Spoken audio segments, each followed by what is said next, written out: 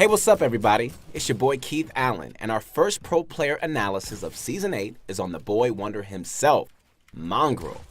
We're also really excited to announce that we partnered with Mongrel to create the most advanced Fortnite guide ever. Now, all you have to do is register on ProGuides.com, and you can do it for free. To hype you up for the course, let's jump right into a creative 1v1. Mongrel has been playing against other pro players in creative. In this fight, he's against Fnatic Motor. We're going to watch this fight all the way through before we go back and analyze certain key points. Let's get started.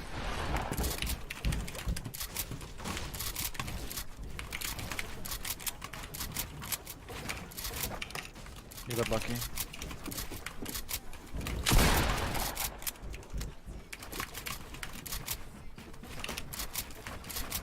You play like Manon, like you're just so defensive. So there's a guy that's breaking all my shit.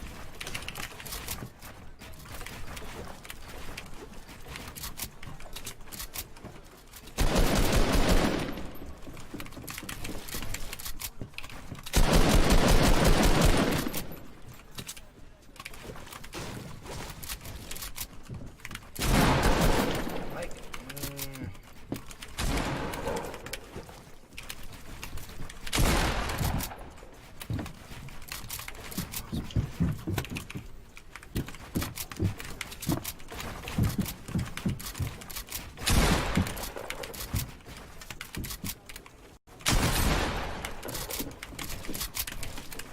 Two in a row, let's go. 7 kill win and 9 kill win. Nice play, bro. How many rifts did you have left? 50. Oh, wait, what? I said how many rifts do you have left? You should use them all. Kidding, I had one left. I got an extra one from a kill though. At one point fucking 4 people jumped into my box and I just got like 2 of them. Killed 2 of them. I don't even know what happened there.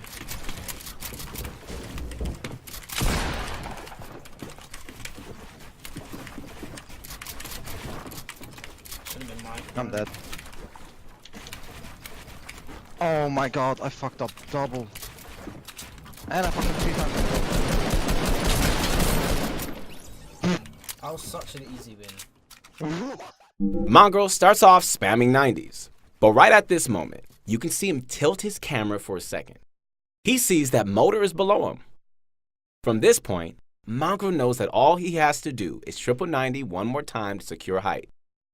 The ability to build that fast and still keep track of his surroundings is why Mongrel is a beast. Let's move on to the next important detail. Mongrel decides to shoot Motor down during his retake. However, since the fight has so many builds, Motor was able to connect to old builds.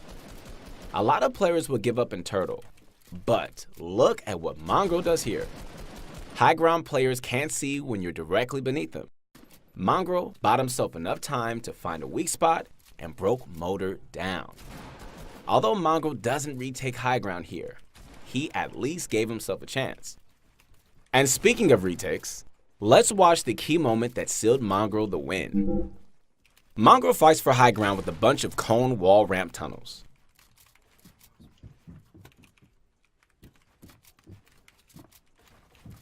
After a bunch of tunnels, Motor makes 2 huge mistakes back to back. His random side jump and then turning his back to Mongrel. These 2 mistakes pretty much sealed the deal. That's why dealing damage is arguably more important than high ground. Let's jump ahead and break down how Mongrel was able to close out the fight. Mongrel edits down from high ground to play aggressively. Motor takes his chance to retake high ground and Mongrel responds with a new defensive technique.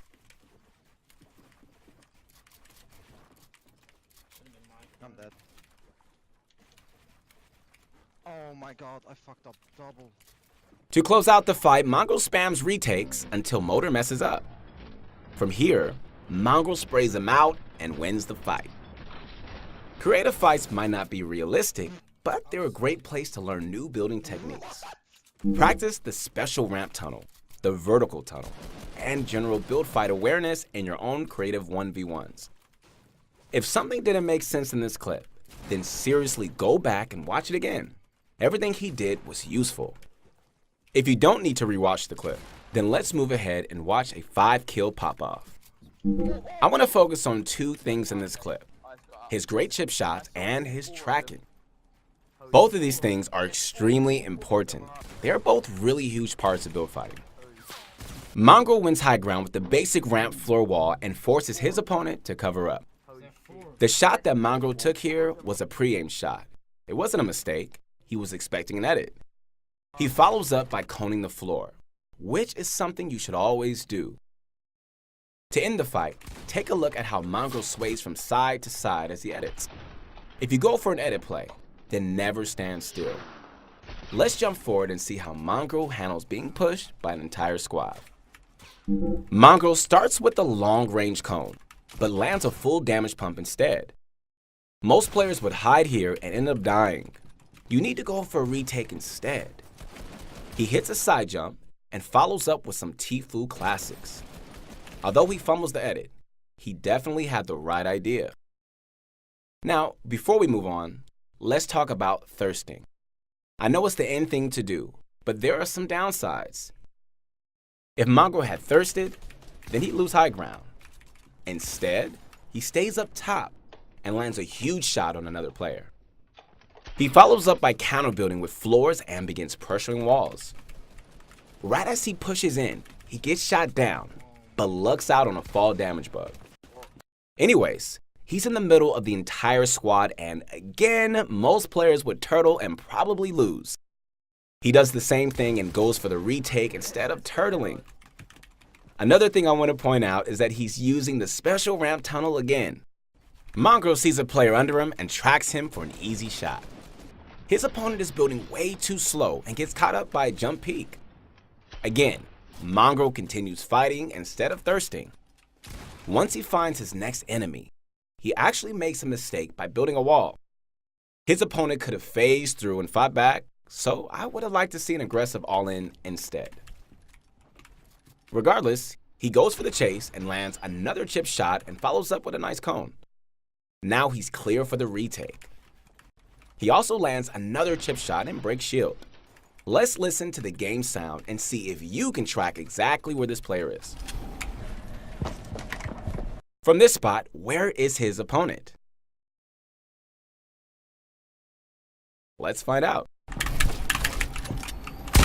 If you knew the whole way through, then comment below. Alright, well, let's get back to the clip. There are 2 things that I really want you to learn from this clip. The first is chip damage. Always go for it because it adds up and makes your opponent play scared. You can always go for chip damage in build fights, so keep trying. The second is tracking with sound. You can practice your tracking without pressure by watching streams and trying to predict where players will be, just like I had you do in this clip. Let's watch another great solo squad wipe. Mongrel starts off with a stroke of luck because his enemies aren't shooting him down, so he has free high ground.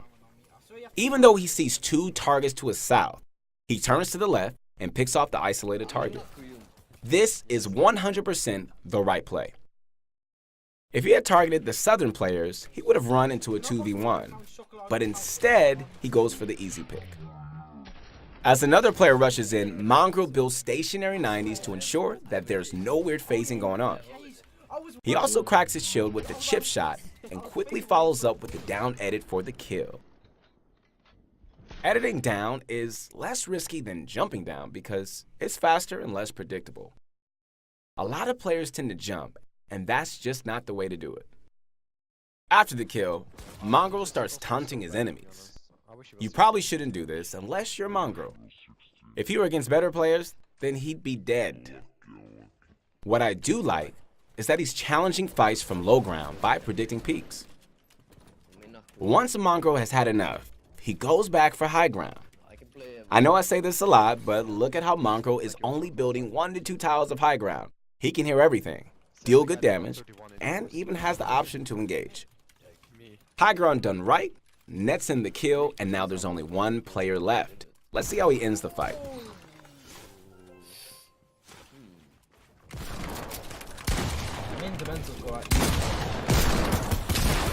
I'm not even kidding, man. It's so There are two things that you should learn from this clip. The first lesson is target selection. A lot of you play duo and squads, so target selection matters a lot. Pick the targets that are out of position and ask your team to focus fire. The second lesson is again to go for chip damage. Chip damage always opens the door for aggressive plays. We've been watching a lot of solo squads, so let's end with the perfect 1v1 fight. There were a bunch of nice builds and edits in this clip, so let's break it down slowly. The first thing that we have to look at is his high ground retake.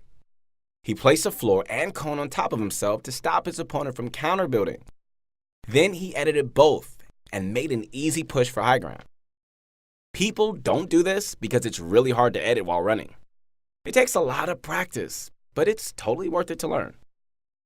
The next thing I want to point out is his long range cone. This should show you how easily cones snap into other builds.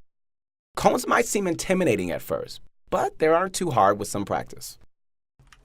To close out the fight, Mongrel counter builds and edits down, earning himself a nice chip shot. His last move is a quick ramp flip and ends the fight with a successful all-in. Mongrel is all about getting one counter build or one tile of high ground and then going in.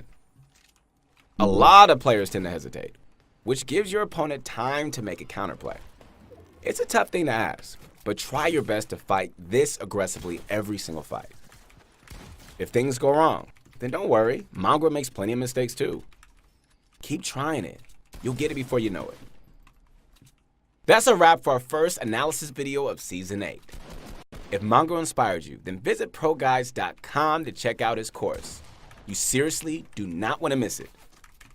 Hey, it's your boy Keith Allen again, and if you want to connect with me, I would love to hear from you on my Instagram. A lot of you guys have been leaving comments, and it's really, really cool that you do so keep it up. You guys got any questions or comments, let me know.